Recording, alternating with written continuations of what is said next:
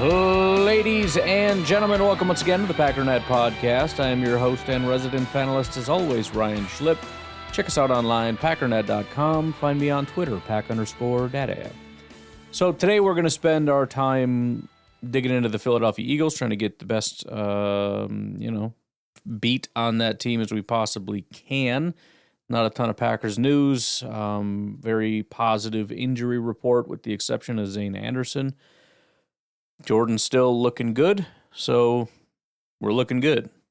But why don't we just dig in right away, starting with DVOA, because it kind of gives us a better vantage point. You know, if you say, well, they have the fourth best offense. Like, well, first, I don't know what that means.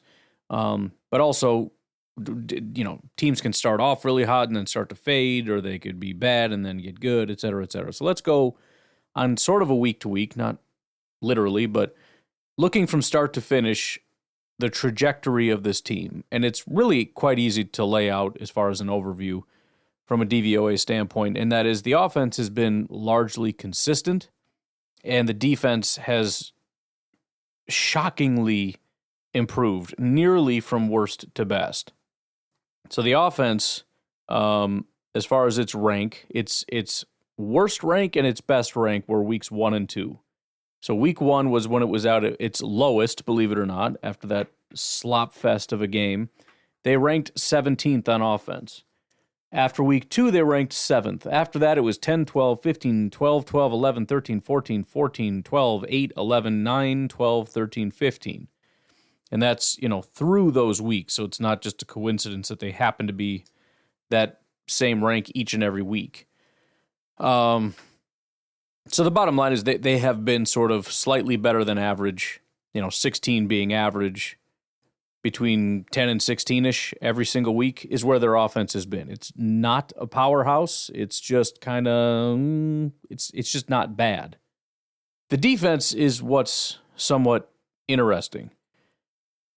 They started off pretty rough. They were 24th, 31st, 25th, and 26th through the first 4 weeks, and then they had their bye. Week 5, they went from 26th to 27th, not because they did anything, because they were on a bye, but just based on other teams looking better than them. Coming back from the bye, they went from 27th to 25th, 25th to 18th, 18th to 13th, to 8th, to 6th, to 4th, and then it's 4, 1, 1, 2, 1, 1, 1. They've essentially been the number one defense since week 13. If we look at what that actually looks like as far as the games that they played the Packers, they gave up 29 points. They played the Falcons, who were not good, gave up 22. The Saints, they only gave up 12.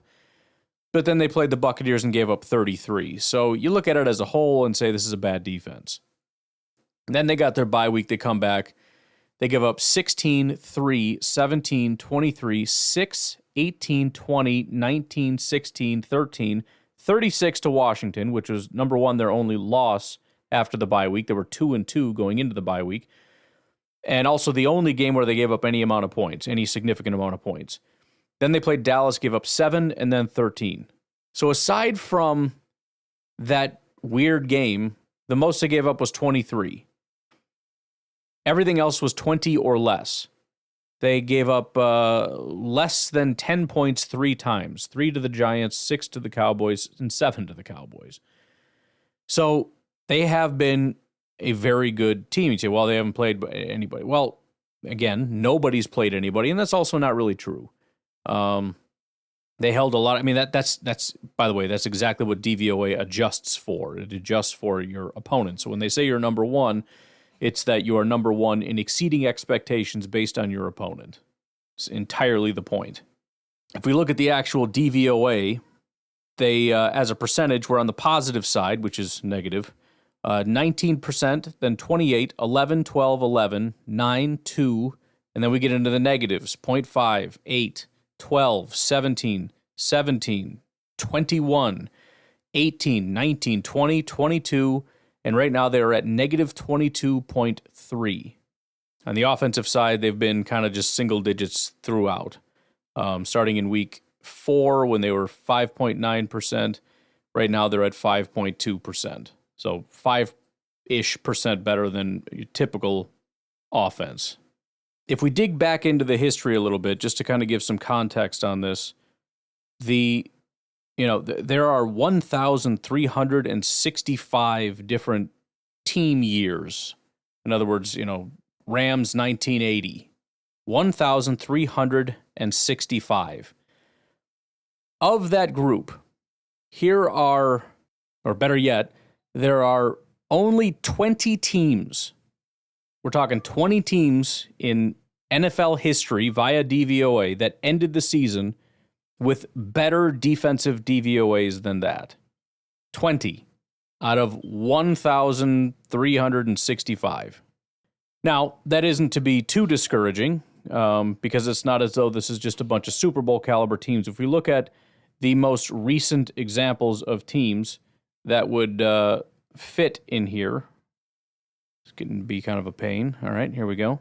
The 2020 Rams, the 2023 Baltimore Ravens, the 2017 Minnesota Vikings, 2018 Chicago Bears, you may recall. And as far as recent teams, that's about it. Two things worth noting on that list. Number one, 0 of those teams won a Super Bowl. Number two, we've actually played a better team than this, and that was in 2020. We played the LA Rams, who had let's see if I can come across here, weighted DVOA of negative 23.3, slightly better than this current team. We played them in 2020, and we scored 32 points on them. It's significant because they had not given up 30 points since week 3 of that season to the Buffalo Bills. And the Packers went in and scored 32 points. Now, yes, the 2020 Packers were kind of a different animal. That's certainly true. But we beat them 32-18. You remember the 2018 Bears? That was the double doink year. The 2023 Baltimore Ravens ended up losing to the Chiefs. The defense held up. They only allowed 10 points to the Texans and beat them 34-10. And then they only allowed 17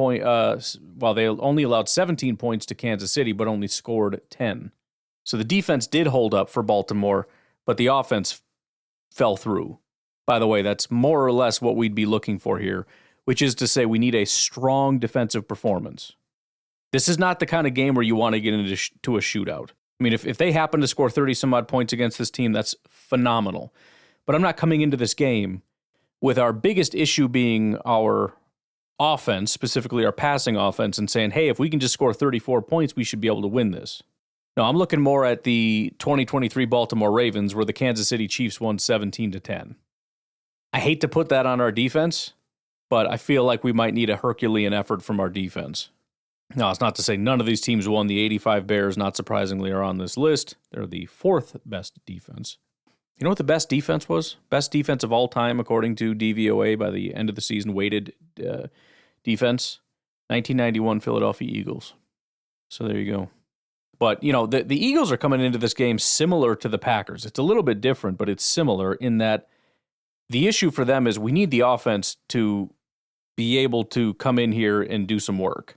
Not that they hate their offense necessarily, but you're worried. You haven't seen your quarterback in a month, and your defense has been kind of carrying the team a little bit. And, the one time the defense didn't come through, you lost. That was to Washington. So there is going to be some concern about, we just need the offense to kind of step up here. But why don't we take an early break? We'll dig into their roster a little bit. Maybe we can kind of identify where some of this stuff is coming from in terms of what exactly has turned around to make them what they are. We'll take a break. We'll be right back. All right, so speaking of similar to the Packers, Jalen Hurts is he's having his worst year since his rookie year, and he didn't really even play that year. If you don't count his first year, this is his worst year. In 2020 was his first year. 2021 was his first kind of starting year. He had a 69 passing grade. 2022 is when he kind of exploded, 84 passing grade. 2023, 84 passing grade. This year, 67. And kind of similar to Jordan, he had a slow start. His passing grades were 30, 60, 70, 40, 60. And that's the worst thing. Like, Jordan doesn't dip down into the 40s and 30s, really. He just kind of hovers in the 60s for too long. So really bad. And then he had like a little middle patch where it was like, okay, he's back. Against the Giants, 76. Against Cincinnati, 80. Against Jacksonville, 78. Okay, we're on a 3-game streak. And then it was 60, 60, 60, 50, 60, 60, 50 after that. The guy has had 4 good games this season. And one of the good games was a 70.2. So it was like just barely across the line. And then the other 3 came in a 3-game stretch against, let's be honest, some terrible teams. The Giants, I mean, the Bengals maybe aren't terrible necessarily, but the Giants, the Bengals, and the Jaguars. I mean, yikes. So for the season, he has a 67 passing grade. Jordan Love has a 77 passing grade. It's not even close. They've both played 15 games. Jordan has slightly lower completion percentage, 63 compared to 69. But he has 400 more yards. They both have 8 yards per attempt, exactly 8. Jordan has 25 touchdowns compared to his 18. He does have 11 interceptions compared to 5. However, Jalen Hurts has a significantly higher turnover-worthy play rate. So, again, kind of fluky. If you look at big-time throws, it's similar, 3.5% for Jordan, 3.7% for Jalen. But turnover-worthy plays, 3.4% for Jalen Hurts, and just 2.7% for Jordan Love. I'm sure most of the simpletons out there will simply look at the quarterbacks and say, what are the passer rating? Oh, Jalen 104, Jordan 97, therefore Jalen better, right? Again, sort of that like 1994 way of deciding who's good and who's bad. Let's look at sacks, let's look at passing yards, touchdowns, and passer rating. Guys, we can step it up a little bit here, huh? The reason for that, by the way, would entirely be the interceptions, which, again, kind of a deceptive metric. If you look at under pressure, it gets even worse for Mr. Hurts. Jordan, so when not under pressure, they're basically the exact same quarterback. It's actually kind of shocking how similar they are. They've both thrown 2,300 yards, and then 18 touchdowns compared to 12, 6 interceptions compared to 3. They both have an 86 passing grade, 89 overall grade, roughly, when kept clean. Under pressure, though, Jordan Love has a 54 passing grade. Jalen Hurts has a 34 passing grade. Jalen is completing 46.5% of his passes under pressure. He has 593 yards, 5.2 yards per attempt, 6 touchdowns, 2 interceptions. But again, very fluky because he has 10 turnover-worthy plays in that span. That's 5.3%. Jordan is at 6 turnover-worthy plays, 3.4%. So, yeah, under pressure, he has had some issues. As for the receivers, though, these guys are the real deal. If you just look at the highest graded receivers, it is, well, it's their receivers and then our receivers is essentially how that works. Josh Jacobs and, I'm looking at the wrong guy, A.J. Brown and Devonta Smith are just legit. A.J. Brown has been one of the top receivers ever since he hit the league. I mean, his worst year was his rookie year with an 81 receiving grade. Since then, 90, 89, 89, 90, and 92. So this is his best year. It is a little front-loaded for him. He had a 91 grade in week 2, 89 in week, well, he was out for a while, actually, so he missed weeks. He was there for week 1, missed 2 through 5. But he came back 91, then 89. He also had an 80 in week 10, and he had a 90 in week 12. He hasn't had that since. So 80, 70, 70, 70, 70, which, obviously this is still very good. But he has not had one of his elite premier games yet. But not that it really matters. The guy is just one of the more consistently good receivers that you will find. Devonta Smith is a little bit different. He's very good, always been good, 70, 80, 70, 80 in his 4 years in the NFL. But it's been a little bit more hot and cold. It was, 80, 70, 70, 70, 50, 80, 70, 50, 50, 60, and then it's been 80, 70, 90 was his best game. So more than likely you're going to get a good performance. If I had to guess, like just pick a grade, I'd say about 70 for both. My confidence level in that grade, though, would be a lot higher for A.J. Brown than it would be for Devontae Smith. In fact, these guys have got more targets, both of them, than any Packers receiver, running back, tight end, anything. And that is with them. Both of them have only played 13 games. Everybody on our team has played at least, Romeo played 13, but Wicks and Reed have played 17, as has Tucker Kraft, as has Josh Jacobs. Nobody has the targets that Brown and Smith have. So very highly utilized. We obviously spread the ball out a little bit more. Distractions. But we faced this recently. I don't know what I'm thinking back to. It's probably Minnesota, actually. But it's intuitive that a team would do this, but it also sucks because you see good players and you're like, yeah, but you utilize those tight ends, right? And the running back, and you got number 3 receiver, number 4 receiver. Like, you spread it around, right? It's like, no, we just throw it to the same guys over and over again. It's like, oh, dang it. Come on. And then there's Dallas Goedert. And several bad things about this. Dallas Goedert, nowhere near the targets, but he also missed a ton of time. He just returned week 18, and he had an 88 PFF grade in that game. Now, Dallas Goedert at 30 years old has been in a bit of a decline since his peak in 2021. He had a 91 grade, then a 78, then a 71. Now he has a 65. So he's 30. He's only had 3 or 4-ish good games all year, but he just returned, and he just had his best game. It's something to keep an eye on. Their number 3 receiver is Jahan Dotson. He is so irrelevant to this team. He ranks 119th out of 132 wide receivers via PFF, by the way. But he's so irrelevant to this team. When I put the filters on to eliminate players that haven't, had enough targets, he's not even on the list. He's played 17 games, and he hasn't had enough targets to make a minimum. We're talking 20% of the maximum. So if the top guy is getting 100 targets, you just need 20. Those aren't the exact numbers. I made it up for the sake of math so you'd understand. But yeah, it's somewhat irrelevant, you could say. The only other guy to keep an eye on is Saquon Barkley. Surprisingly not as scary of a receiver as you would think, more of a pure runner. He's never really graded out very well as a receiver.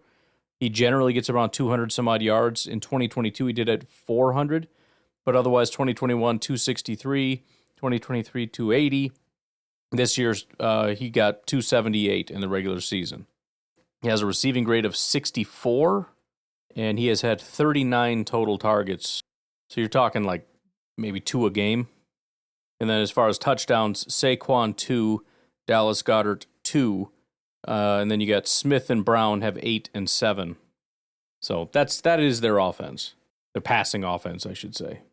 Wish I could say we had receivers that were anywhere near that, but we don't. Our receiver with the most amount of yards is Jayden Reed. He has 857 yards. That is just ahead of Devontae Smith, and Devontae Smith missed 4 games. Jayden Reed missed 0. Then when we get to the rushing yards, Saquon Barkley has already cracked 2,000 rushing yards. He has had 345 attempts, 2,005 yards, 5.8 yards per attempt, 13 touchdowns, and just 2 fumbles. Surprisingly, he is not the highest graded running back. That would be Josh Jacobs. He's actually not even the second highest graded running back. That would be Emmanuel Wilson, then Saquon Barkley. No, I'm not kidding. You'd have to really dig into the nuance that we don't even have access to understand why PFF came to that conclusion.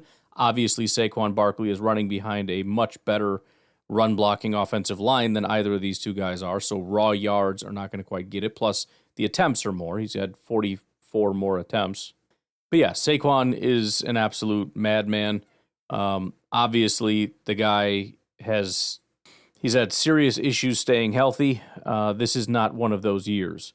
He has played more snaps this year than ever in his entire history.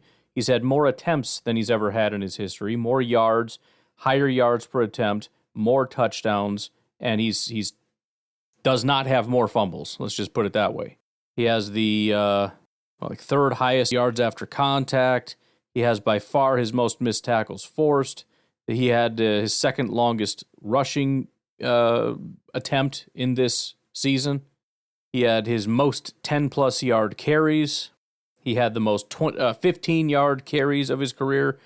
I mean, this is just, it's not necessarily his best in terms of PFF grade, but as far as just raw production, he's dominating. Now, to be clear, this is his best, but it's an 85.6. He's had an 85 and he's had an 84 before. So it's pretty similar to 2022 and 2018, which, by the way, you know, the odds that he's going to be able to produce at this level for any period of time at 28 years old, a guy that, you know, he had a good year in 2018, and then he was hurt for 3 years, 2019, 2020, and 2021.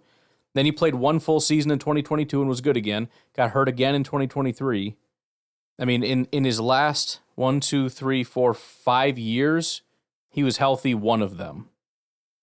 This would be, I mean, you know, previous 5, he was 1. This would be his second in 6 years. Unfortunate for us that all of a sudden the dude just has never had an injury history. He's just the healthiest guy in the world. But yeah, he is just an absolute force. He rushes for over 100 yards almost every single game. There have only been 5 games where he didn't have 100 yards. In Week 12 against LA, he had 255 rushing yards. And by the way, most of his games under 100 yards came before Week 7. That was 3 of his, 5? So since Week 7, it's 176, 108, 159, 66, 146, 255, 107, 124, 65, 150, 167. So he doesn't always grade out the best, but, I mean, he's had an average of 30 carries per game over the last 2 games. 29 carries against Washington and 31 against Dallas. I mean, they are just running this freaking guy straight into the ground. So, I mean, even when he doesn't, and that's the thing with the attempts, even when he doesn't necessarily grade out super well, you know, 59 grade against Washington Week 16, he had 2 yards after contact, but he had 5.2 yards per attempt in 29 attempts. So I gave him a ball 1,000 times and he's running through wide open holes. He didn't do much after that, but it didn't matter. So when we talk about the rushing attack, certainly Saquon Barkley's scary. He's a scary guy. He's a talented guy. He's up there with Josh Jacobs. But the other thing that is scary about Saquon, or about the run game, isn't Saquon, it's the offensive line. Or the play design, or whatever the case may be. The whole unit is what's scary. And Saquon is just a piece of that unit. The other part, in large part, is one of the scarier things, and that is the offensive line. One of the best, well, probably the best offensive lineman this year, one of the best football players this year. If you're going by PFF grade, he might have the highest grade. He has a 96 PFF grade, 95 run blocking, 92 pass blocking. It's Jordan Mailata. He is the number 1 graded tackle in football, which, I mean, I'd be shocked if he wasn't. Former 7th round pick. I mean, I love Rasheed Walker, but you want to talk about one of the all-time great 7th round picks, Jordan Mailata has got to be on that list. He's always been very good. I mean, he checks every single box. I mean, I don't know the last time the guy had a bad game. He came into the league as a rookie, had a 70 grade. He's been in the 80s every year after that, and then this year a 96. He's just hit the absolute pinnacle. His lowest graded game this year was against Pittsburgh. He had a 73 overall grade, 63 run blocking, 83 pass blocking. That was his worst game. His worst. Just stupid, man. He's given up 1 sack, 0 hits, 13 hurries for a total of 14 pressures on the season. I don't know what else there is to say. The guy is phenomenal. At left guard, they have Mr. Landon Dickerson, former Alabama 2nd round pick back in 2021. He has a 74 pass blocking grade and an 80 run blocking grade, so he is fantastic. At center, they have Cam Jurgens. Now, this is a huge downgrade from what they had. Cam Jurgens, kind of similar to the Packers' offensive line, just imagine, slightly improving everybody. Cam Jurgens, 57 pass blocking, 68 run blocking. He's given up 4 sacks, 1 hit, 20 hurries. And then at right guard, they have Mr. Mekhi Becton. It's Mackay, but I love saying it. He is having his best year. He spent 3 years with the Jets. He also battled injury issues with the Jets, but of course he's perfectly healthy now because this is just a run of destiny by the Philadelphia Eagles where everything will just go perfectly well for us. He does have a 64 pass blocking grade, which is not the greatest, but just 3 sacks, 2 hits, 20 hurries is kind of the big thing. But on top of that, he has a 75 run blocking grade. So he's fantastic at that. And then one of the best right tackles in football, we have another one of the other good right tackles, Lane Johnson. Lane Johnson, 88 pass blocking, 80 run blocking, 85 overall. He's given up 0 sacks, 1 hit, 9 hurries. This offensive line is stupid. It's just from top to bottom, it's just kind of stupid. All right, let's take a break. We'll rip through this super scary defense, take a few minutes to look at some of these playoff games, and then we'll get out of here. We'll take a break. We'll be right back. I mentioned a long time ago, there just aren't teams that, just everybody's good. And there have been examples in the past where I've looked, and I don't remember exactly who it was. It might have been the Eagles. I don't know. I don't think so. But it's one of those things where I looked at it and I was like, this team's pretty close, if there was one. The Eagles are very close. If you just look at their team and say, 70 grade or over, it's almost everybody. So Brown, Smith, Mailata, Dickerson, Becton, Johnson, Hurts, and Barkley very much clear that with Barkley, Johnson, and Smith in the 80s, not just 70s. Dickerson basically an 80. And then A.J. Brown and Mailata in the 90s. So, just crazy. Then on defense, we'll just run through it real quick. On the defensive line, they got Smith, Carter, Williams, and Sweat, all 70s. You got cornerbacks, Cooper DeJean and Quinion Mitchell, both rookies, both of them in the 70s. So that freaking just sucks. Darius Slay is the only one that's not, and he's at a 68, which is obviously perfectly fine for basically your number 3. And then you got your corners, 74 and 90. And then at safety, 74, 76.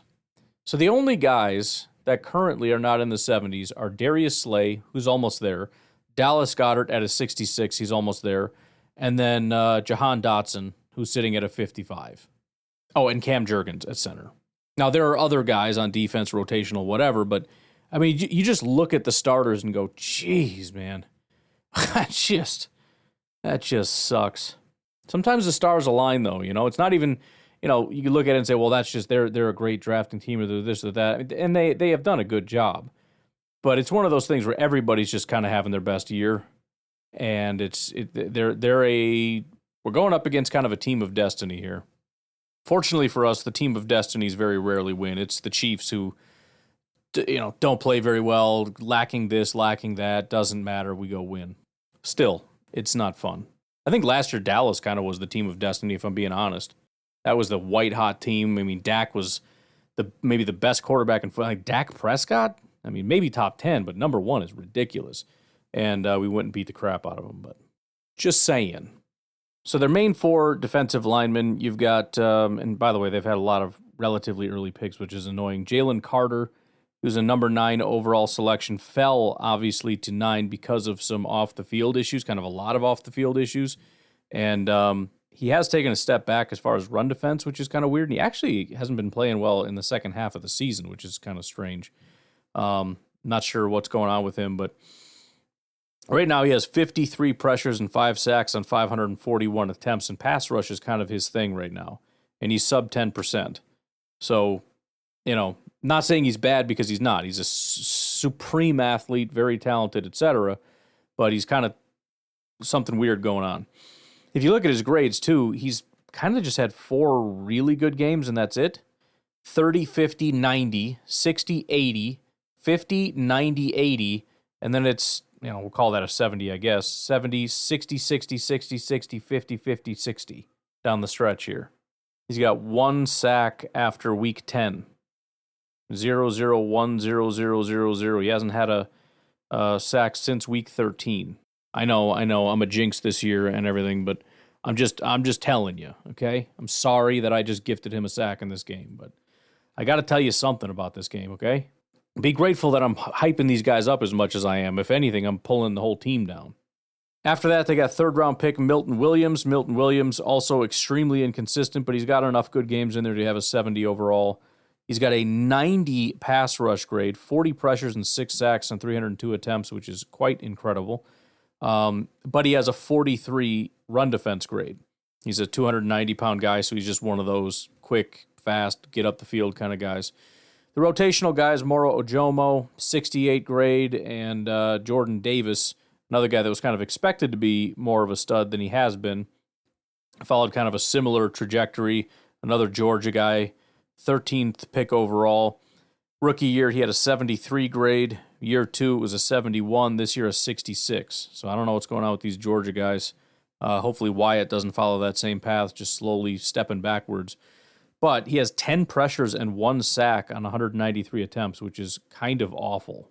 Now, he is the 6'6", 336-pound guy, so maybe you don't expect as much, but then you have a 58 run defense grade and realize that, okay, then what the heck is the point? Edge rushers, we've got Josh Sweat, Nolan Smith. Brandon Graham was put on IR, so we don't have to deal with that guy. 37-year-old nearly Brandon Graham. Bryce Huff is number 3, and then Jalix Hunt is the other guy that's kind of filling in as that number 4 now. But let's see, Josh Sweat, 28 years old, 54 pressures and 8 sacks on 408 attempts. I'm just getting tired of it, man. Just getting tired of it. These guys, well, anyways, he's a good pass rusher, and he has a 70 run defense grade. Nolan Smith, 31 pressures and 7 sacks on 277 attempts is pretty solid. He also has a 78 run defense grade. He was a first-round pick in 2023. Bryce Huff, 2020 undrafted free agent. He has a 68 grade, 20 pressures, 182 attempts. I mean, this is what the Packers used to be. Everybody's over 10%. Everybody's over 10%. Now, freaking whatever. I don't know. I'm just bitter about it. Jalix Hunt, 10 pressures, 125 attempts. He does not quite do that, but he is a rookie third-round pick, 66 run defense, 56 pass rush grade. I'm sure you don't feel too bad about it.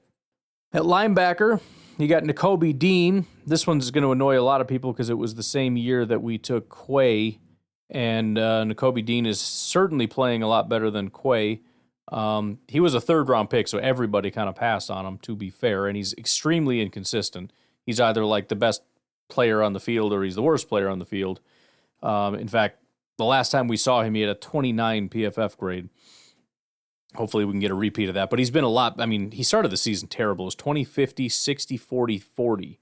Through week 6, he's probably the worst linebacker in football. Since then, 70, 90, 90, 70, 70, 80, 60, 60, 80, 80. So freaking out of control. 75 overall, 80 run defense, 82 pass rush, 60 coverage, 14 pressures, and 3 sacks. Pretty scary dude, and there's not much he can't do. Not a big cover guy, but everything else, he is dominant. Then you got Zach Bond, who is an elite cover guy, 2020 third-round pick out of Wisconsin.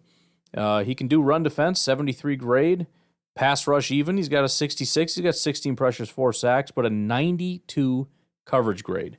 So the combo of these linebackers is just kind of stupid. You got maybe the best run defense and pass rush linebacker in football, coupled with probably the best coverage linebacker in football. Just stupid. Then we have the corners. I mean, I hate to even do this because people are just going to be so mad because they got all the players that everybody in Green Bay wished that we would have drafted. Now, Quinion Mitchell did go a little earlier, probably could have traded up and got him. I think a lot of us, fingers crossed, were kind of hoping that was going to happen.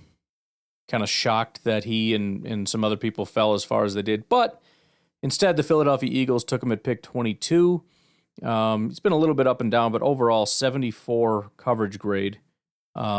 His last, good game was week 13 against Baltimore, 78 grade, but still, overall, he's been relatively consistent. He's given up 447 yards, only 2 touchdowns. He doesn't have any interceptions, but only 2 touchdowns and 9 pass breakups. 23 years old, athletic freak, only goes up from here, would be my guess.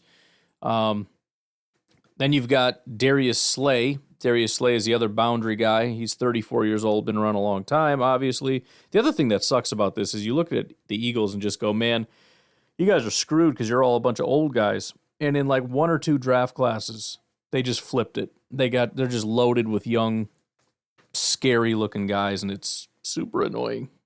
You want to talk about some good drafts, the Eagles just reloaded.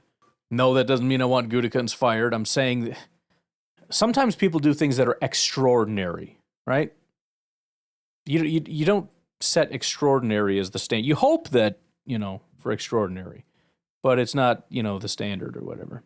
And speaking of the one that stings more than any, the guy that all of us wanted, I mean, granted, there was like 7 guys that we all wanted, but kind of fingers crossed on Cooper DeJean. He actually fell completely out of the first round, which allowed the Eagles to scoop him up. I'm sure they were just tickled pink with that, how the way the board fell for them. But he's been great. He was selected at pick 40. He didn't really play the first several games. He played 6 snaps against Green Bay, 1 against Atlanta, 1 against Tampa Bay, and then starting week 6, he was a full-time guy. And since then, it was 70, 80, 70, 70, 50, 70, 70, 50, 70, 70, 70. Like he doesn't really have bad games. He's been very consistent. 83 overall, 79 coverage grade. He's given up 365 yards. He's given up 0 touchdowns, has 0 interceptions, but 5 pass breakups.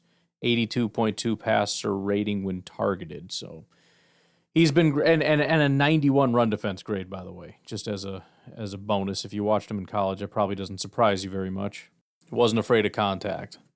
And then we've got Chauncey Gardner-Johnson, the guy that's just been bouncing around like crazy. 3 years in New Orleans, then 1 year in Philly, then 1 year in Detroit, back to Philly. And of course, is he having the best year of his career? By far. His coverage grades in his career have been 60, 60, 60, 60, 60, 82.6. Now, shockingly inconsistent. Really, the only reason he's not sitting at a 60 again is because he had a 90 against Dallas and a 93 the last time he played, which was also against Dallas. You remove his Dallas games, it's probably not that good. But if you're looking at his overall grades, 50, 60, 50, 40, 50, 70, 50, 40, 90, 70, 70, 60, 80, 50, 40, 90. So he bounces around a ton. Most of his games are probably below average, but it's averaged out to a really high grade. That's why it's good to look at the week to week rather than just the grade because, if you were to throw a dart, you'd be more likely to hit a bad game than a good game. He has given up 235 yards, 7 touchdowns, but he has 6 interceptions and 6 pass breakups. So kind of all balances out. He's either a really bad safety that gives up touchdowns or he, gets a bunch of picks. Then it's just annoying how everybody's turning out. 2022 undrafted free agent out of Middle Tennessee, Reed Blankenship, who fell a lot farther. I remember looking at Reed Blankenship, and I don't look deep enough to see undrafted free agents, so I remember him certainly, and I don't know why he fell as far as he did, but apparently that was a mistake by the NFL. 3 years in Philadelphia, 79, 73, 74 have been his grades over those 3 years. He's also pretty wildly inconsistent. It was 80, 50, 90, and then it's like 40s and 50s all the way through, with one exception that was week 11 against Washington, 71 grade. However, one of those was week 1, 85. It was his second highest graded game. It was a 90 grade against Green Bay. He had an interception in that game, which is really why. But still, for an undrafted free agent, talented bunch of guys. So there are consistent players, there are inconsistent players. We know that there's a good chance the consistent players are going to play well. We're really hoping to put some strain on the guys, especially like the safeties who are susceptible to touchdowns and to giving things up. They've got a corner that's kind of old and Quinion Mitchell's got some up and down games. You catch the Eagles at a bad time and you stress them the right way, you certainly can do some stuff. If the Eagles are especially their defense, I guess their offense too, everyone's playing at their best, I don't know who's stopping that team. But again, when you look at the DVOA and whatnot, even with those offensive grades, they really can't even touch what the Packers have been doing. All right, quick peek at the playoff games today. Pittsburgh Steelers, Baltimore Ravens kicking off the NFL playoffs 2025. Ravens are 8.5-point favorites, so if everything goes as expected, this should be an absolute blowout. The Steelers' biggest advantage, really, according to Next Gen Stats, intermediate passing. That's about it. The biggest advantages, the biggest advantages, that's the one big advantage they have. The other biggest advantages all go to Baltimore.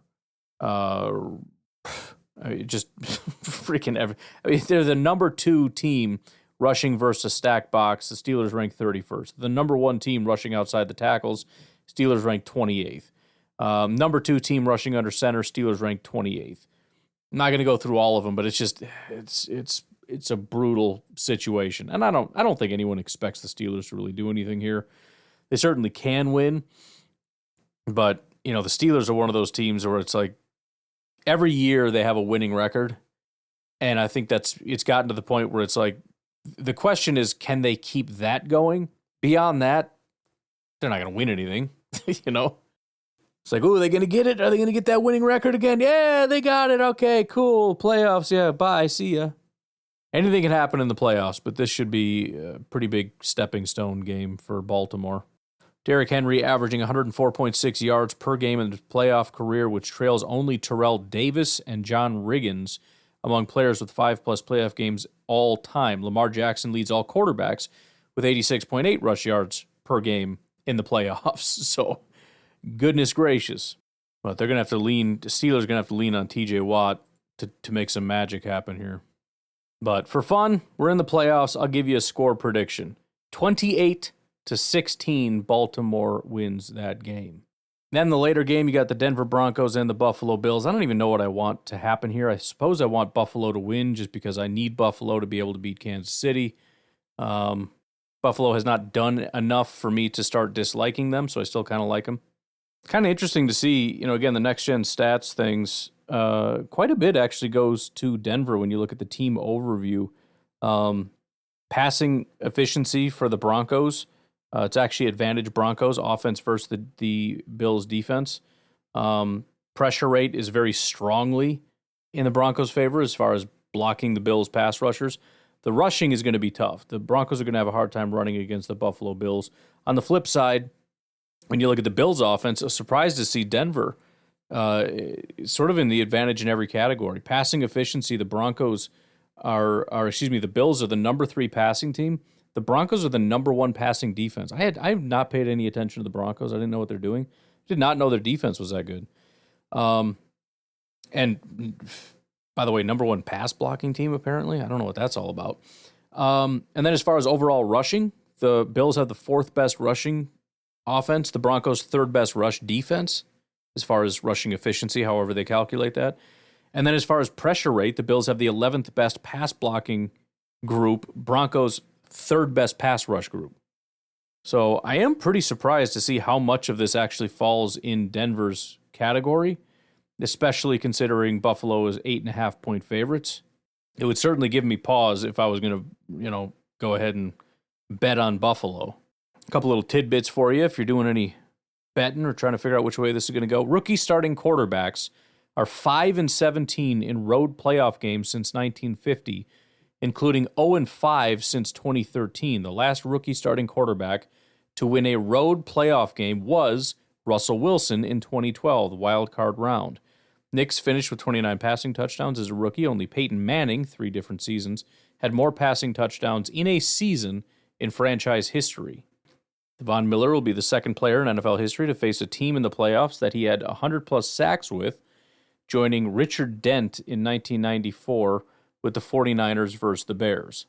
From Week 5 on, Bo Nix completed 76.6% of his passes. It's been an underrated storyline. Everyone's talking about Jaden Daniels. Bo Nix's ascension has been pretty impressive.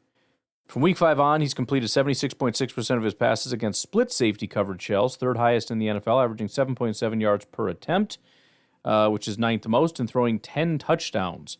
The Bills utilized split safety coverage at the 5th highest rate. So from a matchup standpoint, pretty good for the Denver Broncos.